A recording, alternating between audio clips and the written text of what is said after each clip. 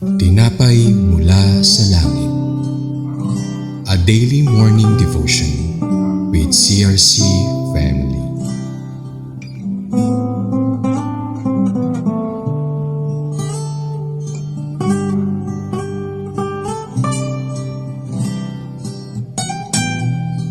Isang mapagpalang umaga kapatid, ako si Gadiel Customer ng CRC Main Church. Samahan niyo po kami sa ating programang Tinapay Mula sa Langit, ang pang-araw-araw nating devotion sa salita ng Diyos. Ngayong umaga ay matutunghayan natin sa Judges chapter 12 verse 13 to 15, pinamagatang The Judge Abdon. Ngunit bago po tayo magpatuloy, tayo dumako sa maikling panalangin. Aming Diyos Ama, samahan mo po kami sa aming pagbubulay-bulay ng iyong salita. Buksan mo po ang aming mga puso at tenga upang marinig namin ang iyong tinig at may sa puso, may sa buhay namin ang mga tinuturo at pinapahayag ngayong umaga. Salamat po Ama sa pakikisa ng Banal na Espiritu at patnubay sa ngalan ni Jesus. Amen. The Judge Abdon, sabi sa verse 13. Pagkatapos, ang sumunod na naging hukom at pinunong Israel ay si Abdon, na anak ni Hillel na taga Piraton. Verse 14, ang mga anak niyang lalaki ay 40 at siya'y may 30 apo. Bawat isa sa kanila ay may sari-sariling asno. Siya ay naging hukom at pinuno ng Israel sa loob ng 8 taon. Verse 15, nung siya'y namatay, inilibing siya sa Piraton, sakop na Ephraim, sa kaburulang sakop ng mga Amalekita. Si Abdon ang isa sa mga hukom na namuno sa Israel ng mapayapa sa loob ng 8 taon.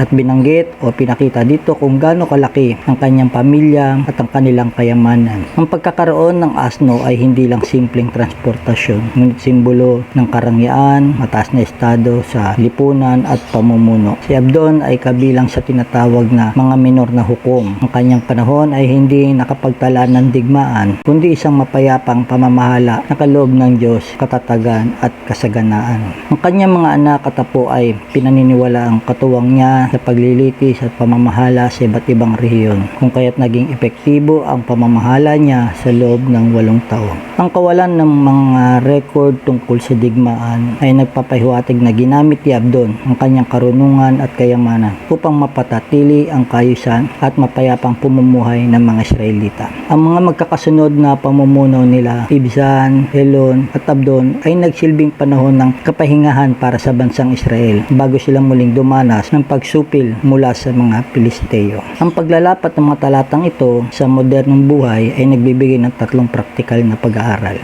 Una, pahalagahan ang mapayapang pamumuno. Ang 8 taong pamumuno ni Abdon ay nakilala sa kapayapaan. Ilapat ito sa pamamagitan ng pagpili na ayusin ang mga hindi pagkakaunawan kaysa magpaalala ng gulo sa iyong pamilya, sa lugar ng trabaho, at sa pamamagitan ng pagpapahalaga sa matatag na pagiging pare-pareho o consistency. Pangalawa, mag-invest sa iyong pamilya. Ang 70 asnong sinasakyan ng kanyang mga anak at apo ay sumisimbolo ng kasaganaan at katatagan ng pamilya. Ilapat ito sa pamamagitan ng aktibong paggabay sa iyong mga anak, mapanatili ng malakas at nakapokus sa presensya sa iyong tahanan. Pangatlo, mamunga kung saan ka nakatanim. Tahimik na naglingkod sa Abdon at inilibing kung saan siya sinilang sa Piraton. Ilapat ito sa pamamagitan ng paghahanap ng kasiyahan sa lokal at pang-araw-araw na pagsunod sa halip na palaging maghanap ng papuri o ng susunod na malalaking entablado.